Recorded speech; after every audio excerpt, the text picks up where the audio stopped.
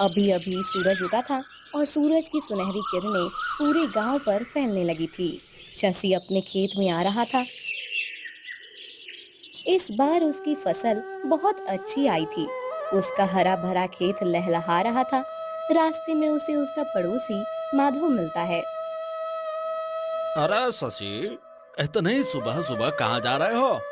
खेत में जा रहा हूँ माधव। इतनी सुबह खेत में जा रहे हो?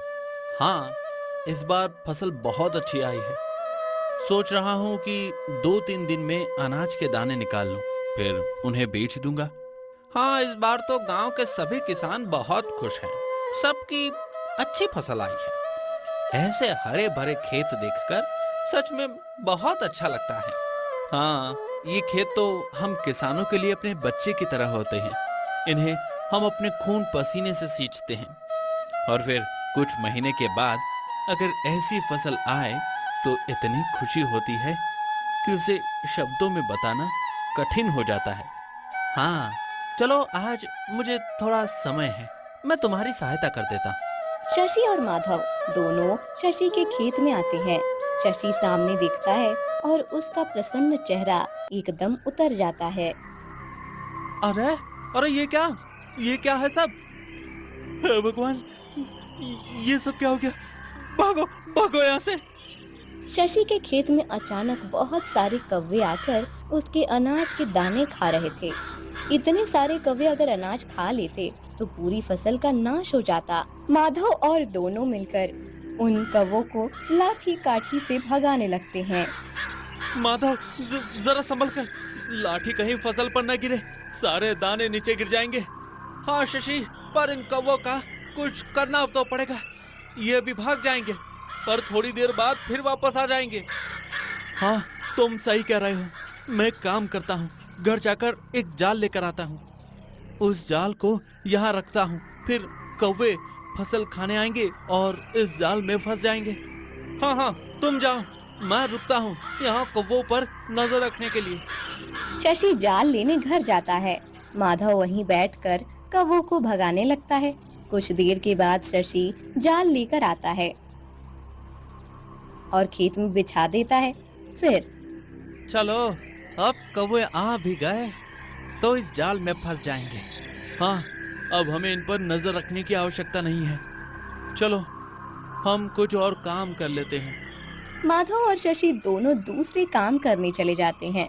कुछ देर के बाद शशि अकेला खेत में वापस आता है। अच्छा मजा चखा दिया उन कौवों को। अब फंसे होंगे जाल में। अभी जाकर देखता हूँ। अब उस जाल को कुत्तों के सामने रख देता हूँ। कुत्ते उन कौवे को मार देंगे।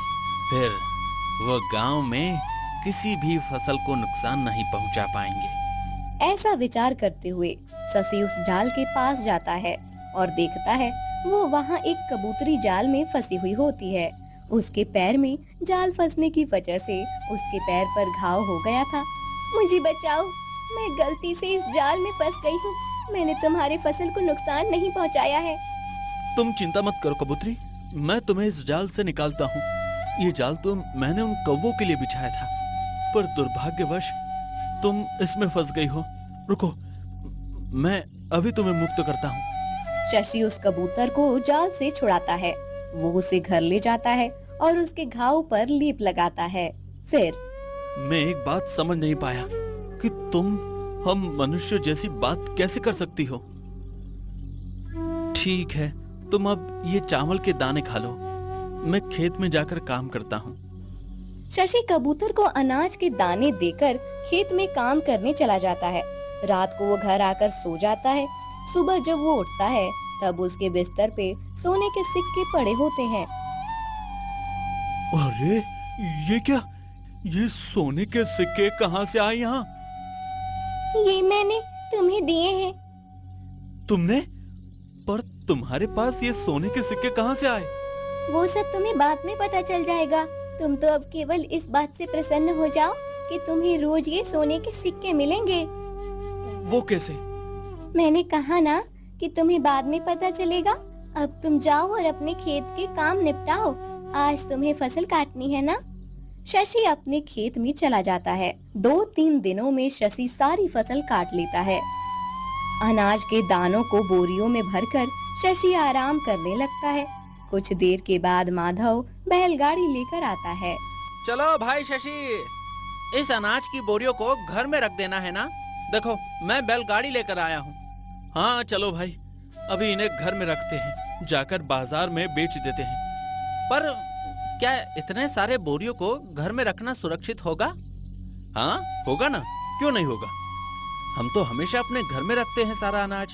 तुम्हारी बात सच है, पर मैंने सुना है कि दूर किसी गांव में कुछ डाकू आसपास के गांवों में घूम रहे हैं। उनके गांव में अकाल पड़ा है, इसलिए वहां फसल नहीं उगती। सुना है कि वो डाकू हम जैसे किसानों का अनाज चुराकर ले जाते हैं और अपने गांव वालों को देते हैं। अच्छा, अगर ऐसा है तो हम कल के कल ही ये सब अनाज बेचने चले जाएंगे। अभी तो इसे घर में ही रखना पड़ेगा। माधव और शशि अनाज को बोरियों के बैलगाड़ी पर रख देते हैं और फिर घर आ जाते हैं। शशि रोज की तरह कबूतरी को चावल के दाने खिलाता है और सो जाता है। रात को जब शशि गहरी नींद में होता है, तब एक डाकू शशि के घर में आता है। सोते हुए शशि को देखकर, अच्छा हुआ ये घोड़े बेच कर सो रहा है, अब इन बोरियों को ले जाने में मुझे आसानी होगी। चलो अब एक एक करके बोरी लेकर बाहर जाता हूँ। डाकू अनाज की बोरी उठाता है, तभी कबूतरी उसकी आवाज से बाहर आती है। अरे ये कबूतरी कहाँ से आ गई? हाँ लगता है इसने पाला होगा इस कबूतरी को। चलो ये मेरा क्या ही बिगाड़ लेगी। डाकू उस बोरी को उठाने लगता है, तभी कबूतरी जोर जोर से चिल्लाने लगती है। शशि उठो, वो देखो डाकू अनाज चुरा कर जा रहा है। शशि उठो जल्दी। कबूतर को इतनी जोर से चिल्लाते हुए देख डाकू हक्का बक्का रह जाता है। तभी शशि कबूतरी की आवाज सुनकर बाहर आता है। वो डाकू को देखता है और अरे ये क्या, डाकू आ गया। अच्छा तो तुम्हें पता ही था कि मेरे पास अनाज है। रुको अभी तुम्हें मजा चखाता हूँ। शशि वहीं पड़ी छड़ी उठाता है और डाकू को पीटने आगे आता है। दोनों की हाथापाई होती है। तब डाकू अपने कमर से बांधा हुआ चाकू निकालता है और शशि पर वार करने ही वाला होता है कि तभी कबूतरी डाकू के पास आकर उसकी आंखों में अपनी चोंच से मारने लगती है। अचानक अपनी आंखें पर वार होने से डाकू को कुछ समझ नहीं आता और वो भाग जाता है। अच्छा हुआ मेरी प्यारी कबूतरी, तुमने मुझे पुकारा। आज तुम नहीं होती तो ये डाकू मेरा सारा अनाज चुरा कर ले जाते। नहीं शशि, मेरे होते हुए तुम्हें कभी कोई नुकसान नहीं हो सकता। तुम कल ही जाकर सारा अनाज बेच कर आओ। अगले दिन शशि माधव के साथ जाता है और सारा अनाज बेच कर आता है। उसे बहुत सारे पैसे मिलते हैं। कबूतरी भी रोज शशि को सोने के सिक्के देती थी। इस वजह से शशि जल्दी ही धनवान बन जाता है। शशि अब अपना घर तुड़वाकर वहाँ बड़ा घर बनवा लेता है। एक रात वो डाकू छुपके से शशि के नए घर को देखता है। अरे वाह, लगता है ये तो बहुत ज्यादा धनवान बन गया है। उस दिन मैं अनाज चुराने आया था तो इसने मुझे चुराने नहीं दिया। अब तो इसके घर में ही चोरी करूंगा। लेकिन पहले ये पता करना पड़ेगा कि ये इतना धनवान बन कैसे गया है। अनाज की बोरियों को बेचकर तो इसके पास इतने पैसे नहीं आए होंगे। मुझे इस पर नजर रखनी पड़ेगी। डाकू शशि पर नजर रखने लगता है। एक दिन शशि माधव को एक पोटली देता है। ये लो माधव। अरे ये क्या है इस पोटली में? देखो तो। माधव पोटली खोलकर देखता है तो उसके अंदर सोने के सिक्के होते हैं। अरे ये क्या? ये तो सोने के सिक्के हैं। कहाँ से आए तुम्हारे पास? और ये तुम मुझे क्यों दे रहे हो? अरे मेरे पास जो कबूतरी है वो मुझे रोज सोने के सिक्के देती है। दिन भर में वो जितने भी चावल के दाने खाती है, सुबह मेरे बिस्तर में उतने सोने के सिक्के रखे हुए होते हैं। क्या? ये तुम क्या बोल रहे हो? ये कैसे संभव है? पता नहीं दोस्त, पर उस कबूतरी ने मुझे कहा है। वो कबूतरी सामान्य नहीं है, वो तो हमारी भाषा में बात भी करती है। ऐसी रहस्यमय कबूतरी तो मैंने पहले कभी ना सुनी। पर तुम ये सिक्के मुझे क्यों दे रहे हो? तुमने आज तक मेरी बहुत सहायता की है। अब मैं धनवान बन गया हूँ और मैं चाहता हूँ कि मेरा दोस्त भी मेरी तरह धनवान बने। मुझे तो कबूतरी से रोज सोने के सिक्के मिलेंगे। मेरे पास तो सब कुछ है, इसलिए मैंने विचार किया कि तुम्हें थोड़ा धन दे दूं। उन दोनों की बातें उनके पीछे एक पेड़ के पीछे खड़े रहकर डाकू सुन लेता है। फिर अच्छा, तो ये बात है। उस कबूतरी के कारण ये किसान इतना धनवान बन रहा है। फिर तो मुझे इसके घर में चोरी नहीं करनी चाहिए। मैं तो उस कबूतरी को ही चुरा कर ले जाता हूँ। मुझे भी अब सोने के सिक्के ही चाहिए। शशि खेत में होता है। ये देखकर डाकू उसके घर चला जाता है। शाम को जब शशि घर आता है तब देखता है कि कबूतरी घर में नहीं है। शशि पूरे घर में कबूतरी को ढूंढता है पर कबूतरी कहीं नहीं होती। माधव वहाँ आता है। अरे क्या ढूंढ रहे हो? मेरी कबूतरी घर में कहीं नहीं दिख रही है। अरे अरे शशि, वो तो एक पंछी है, उड़ गई होगी। कब तक तुम्हारे घर में रहेगी? तुम ज्यादा मत सोचो। नहीं, मुझे नहीं लगता कि वो उड़ गई होगी। मैं देखता हूँ। अरे इतने दिन तो तुम उस किसान के पास ही तो थी। तुमने उसे धनवान बना दिया है, अब मुझे भी धनवान बना दो। मुझे पता है तुम उसे रोज सोने के सिक्के देती हो। आज से तुम मुझे सोने के सिक्के दो, फिर मैं तुम्हें छोड़ दूंगा। मैं तुम्हें सोने के सिक्के नहीं दे सकती, वो सिर्फ शशि के लिए है। तुम्हें मुझे सोने के सिक्के देने ही पड़ेंगे, नहीं तो मैं तुम्हारी हत्या कर दूंगा। अभी मेरी मृत्यु का समय नहीं आया है मूर्ख। मेरे जीवन में अभी कुछ काम अधूरे हैं जिन्हें पूर्ण किए बिना मैं अपने देह का त्याग नहीं करूंगी। अगर तुम मेरी बात नहीं मानोगी तो मैं तुम्हें मार दूंगा। ऐसा कहकर डाकू अपना चाकू उठाकर कबूतरी को मारने जाता है। तभी शशि पीछे से आकर उसका हाथ पकड़ लेता है। उस दिन तो अनाज की चोरी करने आया था, वो नहीं कर पाया तो अब मेरी कबूतरी को ही चुरा ले गया तू। अब मैं तुम्हें नहीं छोड़ूंगा। शशि और डाकू में फिर से हाथापाई होने लगती है। इस बार डाकू शशि पर चाकू चलाने में सफल हो जाता है। शशि के हाथ पर चाकू से घाव हो जाता है और उसके शरीर से खून बहने लगता है। उसके खून के कुछ छींटे कबूतरी के शरीर पर गिरते हैं और वहां अचानक रंग बिरंगी किरणें उत्पन्न होने लगती हैं। उन किरणों के साथ ही कबूतरी गायब हो जाती है। एक सुंदर राजकुमारी वहां पर प्रकट हो जाती है। कितनी सुंदर राजकुमारी है। राजकुमारी, मैं आप पर मोहित हो गया हूँ। आप मुझसे विवाह कर लीजिए। मूर्ख डाकू, मुझसे मैं कभी विवाह नहीं कर सकती। मैं पहले से ही विवाहित हूँ और इतने दिनों से मेरे पति के साथ ही रह रही थी। इतने दिनों से तुम मेरे साथ रह रही थी, इसका अर्थ है कि मैं तुम्हारा पति हूँ। और तुम अचानक कबूतरी से राजकुमारी कैसे बन गई? क्या रहस्य है तुम्हारा? अरे ये मेरे लिए यहाँ आई है। नहीं, मैं शशि की पत्नी हूँ और उसके साथ ही रहूंगी। पूरा एक जन्म में उसके साथ रहने की प्रतीक्षा कर रही थी। अब हम दोनों को एक दूसरे से अलग कोई नहीं कर सकता। राजकुमारी, मैं तुम दोनों को एक नहीं होने दूंगा। मैं तुम्हें प्राप्त करके ही रहूंगा, फिर चाहे मुझे इस किसान की हत्या ही क्यों ना करनी पड़े। नहीं, तुम शशि की हत्या मत करना। मैं तुम्हारे साथ आने के लिए सज्ज हूँ। ये तुम क्या कह रही हो राजकुमारी? तुम इसके साथ कैसे जा सकती हो? उसने कहा ना कि वो मेरे साथ आ रही है। उसे अब मैं पसंद आया हूँ। डाकू शशि से बात करने लगता है। इसी अवसर का फायदा उठाकर राजकुमारी वहीं पड़ा हुआ चाकू उठाती है और डाकू की हत्या कर देती है। फिर इस दुष्ट डाकू को बातों में उलझाने के लिए मैंने ऐसा कहा था उसे। शशि, शशि, तुम्हारा और मेरा संबंध पिछले जन्म से है। तुम ये सब क्या कर रही हो? मेरी कुछ समझ में नहीं आ रहा। मैं तुम्हें सब विस्तार से समझाती हूँ। पिछले जन्म में तुम एक राजकुमार थे और मैं एक राजकुमारी थी।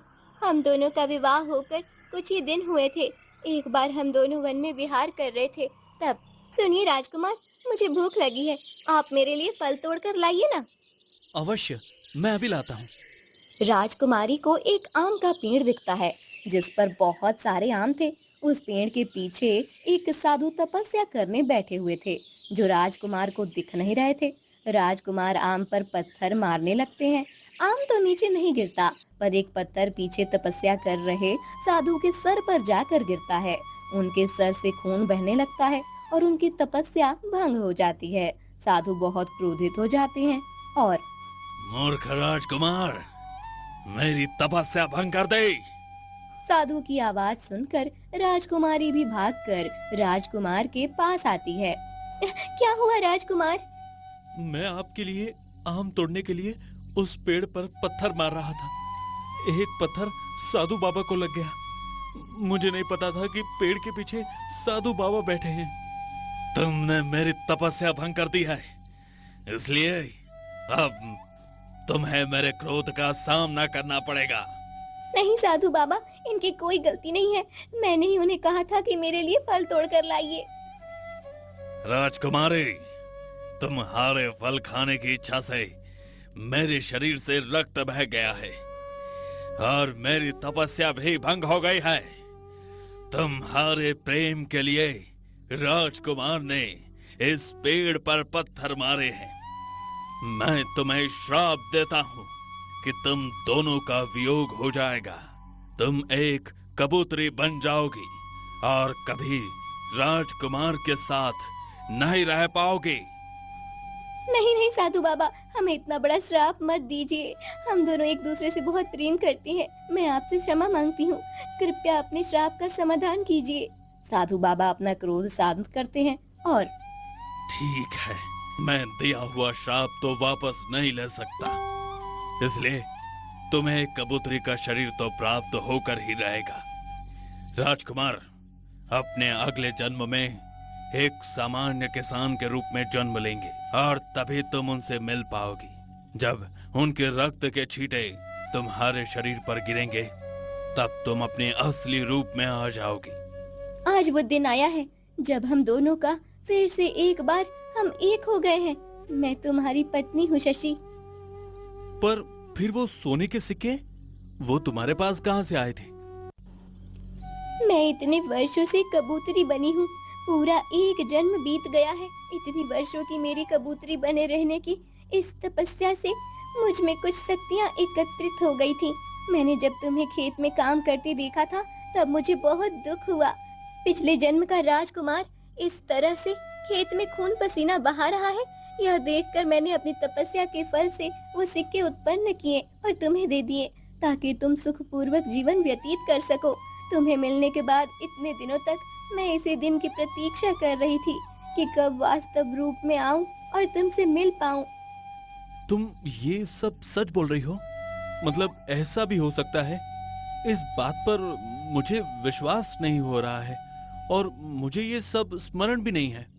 हाँ, इस बात पर विश्वास करना आसान नहीं है, परंतु मैं सब सत्य बोल रही हूँ। साधु बाबा के श्राप के कारण तुम्हें कुछ स्मरण नहीं है। तुम मेरे साथ चलो। जिस स्थान पर हमें वो श्राप मिला था, उस स्थान पर जाने के बाद ही तुम्हें सब स्मरण होगा। साधु बाबा अभी तक वहीं हैं, वो तुम्हें सब स्मरण करा देंगे। राजकुमारी शशि को लेकर उस पेड़ के पास आती है। वहाँ उन्हें साधु बाबा मिलते हैं। राजकुमारी साधु बाबा को बताती है कि शशि को सत्य से अवगत कराएं। शशि, राजकुमारी सत्य बोल रही है।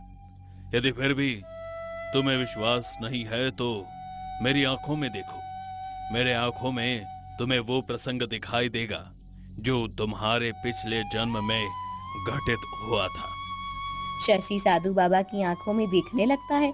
साधु बाबा की आंखों से शशि के पिछले जन्म की सारी बातें वैसे ही दिखती हैं जैसे उस राजकुमारी ने बताई थी। अब शशि को सब स्मरण हो जाता है। साधु बाबा, मुझे स्मरण हो गया है। अब मैं अपनी पत्नी के साथ अपना जीवन व्यतीत करूंगा। हमें आशीर्वाद दीजिए। शशि अब सब समझ जाता है। वो राजकुमारी के साथ अपने घर आता है। राजकुमारी भी एक सामान्य किसान की पत्नी की तरह शशि के साथ रहने लगती है।